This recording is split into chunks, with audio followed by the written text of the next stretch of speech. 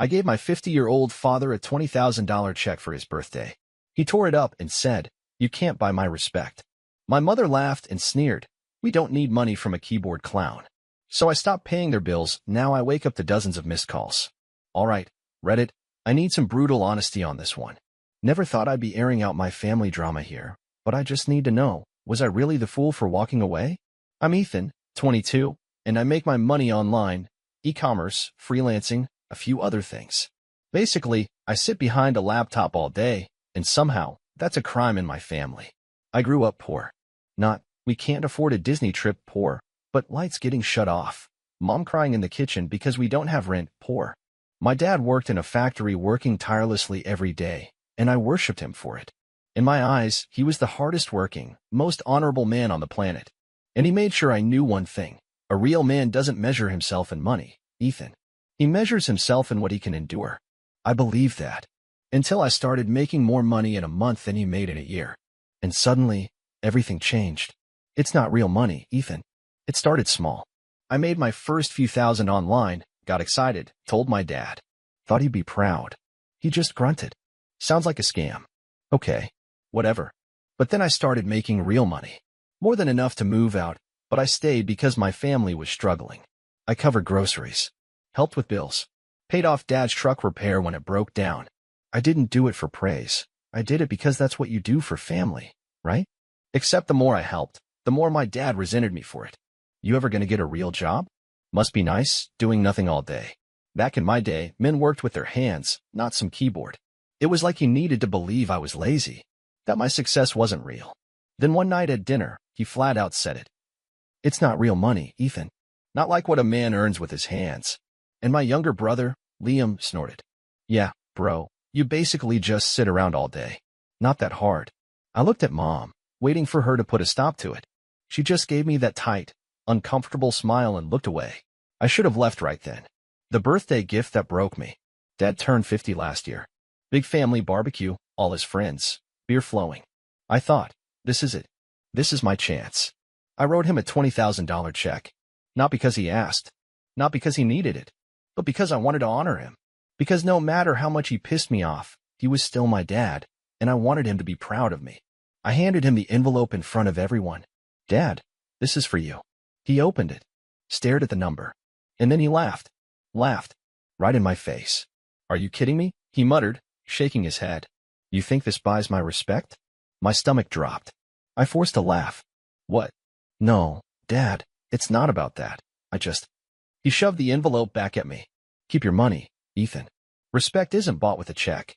The whole backyard went silent. I felt my face heat up. I wanted to disappear. Liam smirked.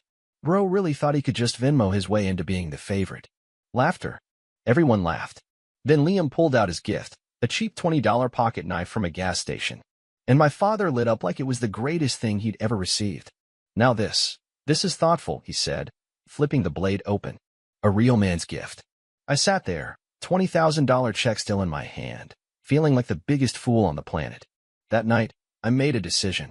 I stopped sending money, not out of anger, not to be petty, but because I finally understood I wasn't their son. I was their walking ATM. All right, Reddit, I need a reality check. 2 months ago, I stopped being my family's personal ATM. My dad, who I once thought was my hero, made it painfully clear that no matter how much I helped, I'd never be enough. So, I walked away. At first, they thought I was bluffing.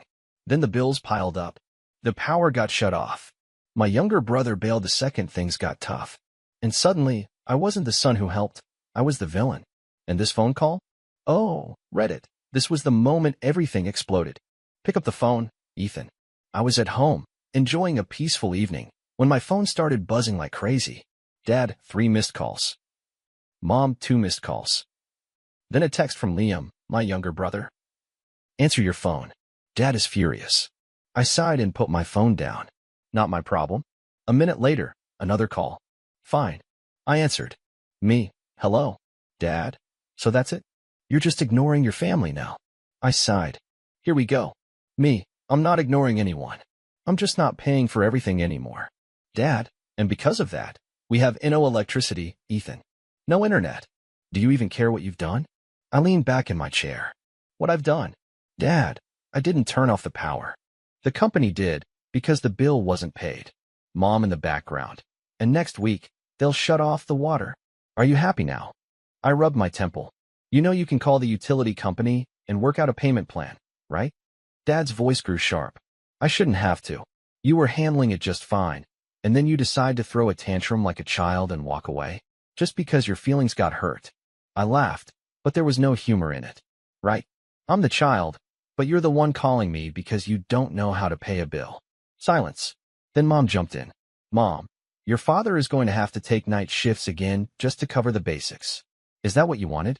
To see him break his back working overnight. I took a deep breath. Well, he always said real men work with their hands, right? Since I'm just some clown behind a computer, I guess now he gets to be the real man again. Dad, don't you dare talk to me like that. Me, why not? You talk to me like this all the time.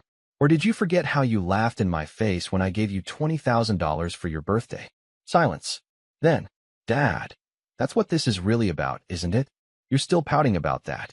I clenched my jaw. No, Dad. I'm realizing things. I'm realizing that I spent years paying for everything while you mocked me for it. And the second I stopped, you suddenly remembered how to dial my number. Dad, you wouldn't understand, Ethan. You've never had to break your back for a paycheck. You've never had to work until your hands bled just to feed your family. I felt something inside me snap. Me. And whose fault is that? I found another way. I figured out how to make money without destroying my body. And instead of being proud of me, you sat there and insulted me for it. Silence. Then, finally, the mask slipped. Dad, you made more money in 2 years than I did in my whole life. Ethan, do you know how that feels? Watching your own son out-earn you like it's nothing. Oh, there it was. It wasn't about respect. It wasn't about pride. It was jealousy. I took a deep breath. And I smiled. Me? I hope you figure it out. And then I hung up. The aftermath. For the next 2 weeks, I got guilt-tripped from every angle. Mom sent texts daily. You're tearing this family apart. How can you watch us struggle and not help? We raised you, Ethan.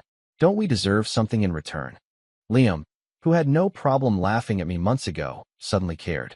Dude, just help them out so they stop calling me. You know you'll cave eventually. Might as well get it over with. It's just money, man. Why are you making this a big deal? And Dad didn't call again. Because for the first time in his life, he had nothing left to say. All right, Reddit. This is it. The moment everything truly fell apart.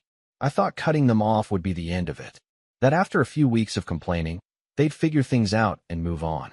I was so wrong. Because my family wasn't just angry that I stopped helping. They felt entitled to my money. And when entitlement meets desperation, it gets ugly. The breaking point. It had been about a month since the last phone call. Silence. No texts. No guilt trips. Nothing. And honestly, I was starting to feel good. For the first time in years, I wasn't constantly stressed about who needed what bill had to be covered, or whether I'd get another passive-aggressive comment about how my work wasn't real. Then, one night, I came home to find someone waiting for me outside my apartment. It was Dad, sitting on the steps, arms crossed, looking like he'd been there for hours. The second he saw me, he stood up. Dad, we need to talk. I sighed, unlocking my door. There's nothing left to say, Dad. He pushed past me and walked inside like he still had any authority over me. Dad, sit down. I laughed. You're in my house. You don't get to bark orders at me. He turned, face red with frustration. You need to stop acting like a spoiled child and take responsibility. That made me stop. I slowly turned to face him. Responsibility? Dad? Yes, Ethan. You don't just abandon your family because you feel like it. We are on the verge of losing everything, and you're sitting here pretending like it's not your problem. I folded my arms. Because it's not my problem, Dad. It never should have been. I helped because I wanted to, not because I had to. And the second I stopped, you all turned on me. His jaw clenched. You're still holding on to that, huh? I scoffed. Holding on to what? The part where you mocked me for giving you $20,000? Or the part where you told me I wasn't a real man because I don't break my back at a factory? He ran a hand through his hair, looking exhausted. Look, I was frustrated, all right? I cut him off. No, Dad. You weren't frustrated. You were jealous. He flinched. Me. You couldn't stand that I made more money in 2 years than you did in your whole life. You hated that I didn't have to suffer the way you did. You didn't respect me because you didn't want to. Because if you admitted I was successful, You'd have to admit that maybe you wasted your life struggling for nothing. His eyes burned with anger. That's not true. I stepped closer. Isn't it? Silence. I sighed, rubbing my temples. Why are you here, Dad? He exhaled sharply. We can't pay the mortgage this month. The bank is threatening to take the house. I stared at him, and his hands curled into fists. And you need to step up and help your family. I let out a breathless laugh. Unbelievable. Dad. Ethan, this house will be yours and Liam's one day. You're just protecting your own future. I shook my head. You don't get it, do you? I don't want the house. I don't want anything from you anymore. His face twisted with frustration. So that's it. You're just going to let us lose everything. I met his gaze. You let me go the second I stopped paying. Why should I save you now? He inhaled sharply, looking like he wanted to yell, but then he slumped. For the first time, my father actually looked small. Dad, I worked my whole life, Ethan, and I have nothing to show for it. I swallowed. That's not my fault. He nodded slowly. Yeah, I guess it's not. I thought, maybe, just maybe, that would be it. That he'd finally leave and accept reality. But no. He straightened up, hardened his expression, and spat out the words that killed any last ounce of sympathy I had for him. Dad, you'll regret this. One day, you'll need this family, and we won't be there. I smiled. Like how you weren't there for me when I needed your respect. He didn't answer. He just turned and walked out the door. And I didn't stop him. The fallout. The next morning, my mother called. Mom. Ethan, what did you say to your father? He came home furious. Me. He asked for money. I said no. Silence. Then, Mom, you can't do this to us. I pinched the bridge of my nose. Mom, I'm not doing anything. I just stopped cleaning up after you. Her voice wavered. But what are we supposed to do? I sighed. Figure it out. Like every other adult. Mom, your father might have to work nights again. I shrugged. He always said real men work with their hands. Now he gets to prove it. She gasped. How can you be so heartless? I leaned back. I learned from the best. Click. A few days after my mom's call about the house, I got an unexpected call from Liam. At first, I considered ignoring it. I hadn't heard from him in months. Not since he moved out and distanced himself from the mess our parents had created. But something told me to pick up. Me, hello. Liam, hey. I waited. No insults.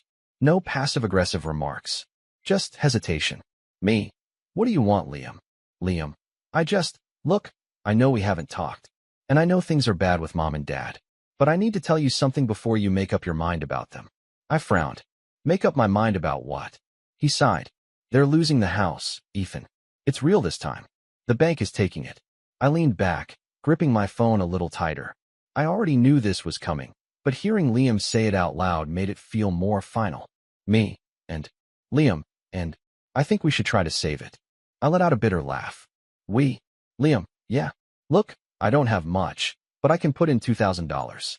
That's all I have, but if we both help, maybe we can stop them from losing everything. I was silent. Liam wasn't like Mom and Dad. He never expected me to fund his life. He never asked me for money. And now, for the first time, he was offering his own. Me. Why do you care? You don't even live there anymore. He hesitated. Because it's still home, Ethan. I didn't respond. Liam, I know Mom and Dad have been awful to you. I know they don't deserve your help. But this isn't about them. It's about everything we grew up with. That house is the only place that ever felt like something ours. My chest tightened. Liam, do you remember how we used to play hide and seek in the attic? Mom would yell at us because we'd always knock things over. I smiled despite myself. Yeah, Liam. And the treehouse Dad built in the backyard? It was lopsided and barely holding together, but we thought it was the coolest thing ever. I closed my eyes. I could still picture it. The peeling white paint, the creaky wooden stairs, the way the whole place smelled like old books and Mom's vanilla candles. I had spent years resenting that house because of everything that happened inside it. But Liam was right. Before things got bad, before the manipulation and the guilt trips and the resentment, it was home. I sighed. Liam, what if we give them the money and they mess it up again? He hesitated. Then at least we'll know we tried. I didn't say anything. Because for the first time, I wasn't just thinking about my anger. I was thinking about the version of me that once loved that house. And that's how, against my better judgment, I made the decision to help. I just didn't know yet how badly it would backfire. All right, Reddit. I thought I was done. I thought I had walked away for good. But somehow, they pull me back in. For the first time ever, my parents admitted they needed me. And against my better judgment, I gave them a chance. On my terms. One last chance, a legal agreement. A few months after I cut off my family, I got a text from my mom. "Ethan, please. We need help. It's about the house." I hesitated. I knew what this was about. I should have ignored it. But I didn't. I called. "Mom, Ethan, thank goodness. Listen, I got straight to the point. What's wrong with the house?" She hesitated before finally saying, "Mom, the bank is going to take it." I exhaled. "How much do you owe?" "Mom, they said we need at least $50,000 to stop the foreclosure process. If we don't pay by the end of the month, it's gone." Silence. Then she said what I had been expecting. "Mom, Ethan, you could help us. Just this once." I let out a short laugh. "Me? You mean like all the other times?" "Mom, this is different. We're about to lose our home." I sighed, rubbing my temple. "Fine, I'll help. But on my terms. The deal, in writing." We met at a lawyer's office. Not at their house. Not over dinner. This time, it was going to be official. Dad sat across from me, arms crossed, jaw clenched. He hated this. Mom looked nervous. Liam didn't even bother to show up. The lawyer placed the contract on the table and slid it toward them. "Me. I'm loaning you $50,000. This is not a gift. This is a legally binding loan. You will make scheduled payments. If you fail to pay, I will take legal action to recover my money." Mom's hands shook as she picked up the papers. "Ethan, is this really necessary?" I looked her straight in the eye. "Yes." Dad muttered under his breath. "Family doesn't do this to each other." I raised an eyebrow. "Funny, because family doesn't do what you did to me either." Silence. The lawyer cleared his throat. "Mr. and Mrs. Carter, if you agree to these terms, sign at the bottom." Mom sighed, picked up the pen, and signed. Dad hesitated. I could see the battle between his pride and his desperation. But in the end, he signed too. And just like that, the deal was sealed. I transferred the money. And for a brief moment, I thought, maybe, just maybe, this would be the turning point. I was so wrong. Broken promises. 1 month passed. I waited for the first payment. Nothing. 2 months. Still nothing. On the 3rd month, I called my mom. "Me, where's the money?" She hesitated. "Ethan, your father, he couldn't find work. His health isn't what it used to be. He really tried. But can't you just forgive the debt?" I took a deep breath. Then, calmly, "Me, no." She gasped. "Ethan, how can you be so unkind? He's your father." I clenched my jaw. And I was his son. But that never stopped him from making me feel like I was nothing. Silence. Then she whispered, "Are you really going to put us through this?" Me, yes. And I hung up, taking them to court. I didn't want to do it. But they left me no choice. I filed a lawsuit to recover my money. They had signed a contract. This wasn't a family matter anymore. This was a legal issue. The court date arrived. Mom looked devastated. Dad, he looked furious. The moment the judge started reviewing the contract, Dad lost his temper. "Dad, so this is what it's come to? Taking your own parents to court over money." The judge tapped his gavel. "Mr. Carter, please remain calm." But he wouldn't stop. "Dad, you're not the same anymore, Ethan. Ever since you got money, you've stopped caring about family." I kept my voice steady. "Me, I kept this family afloat for years. And what did I get for it? Insults. Mockery. The moment I stopped paying, you stopped treating me like a son." His face turned red. "I don't recognize you anymore." I leaned forward. "Good. Then you won't mind paying me back like I'm just another lender." Silence. The judge ruled in my favor. The house was put up for sale. They lost everything. And I got my $50,000 back. The last goodbye. A week after the house was sold, I got one final text from my father. "I hope you're happy. You sold out your own family for money." I stared at it for a long moment. Then I deleted it. And blocked his number. Final thoughts. I am no longer their son. I used to believe family meant sacrifice. That no matter how they treated me, I had to be there for them. Now, I know the truth. Family isn't about blood. It's about respect. And when they lost respect for me, they lost me. So yeah, Reddit. I took my parents to court. And I don't regret it. Final update. Answering your questions. Wow. I didn't expect my story to blow up like this. I've read through a lot of your comments. Some supportive, some not so much. So, I figured I'd post a final update to answer the biggest questions and clear a few things up. Let's get into it.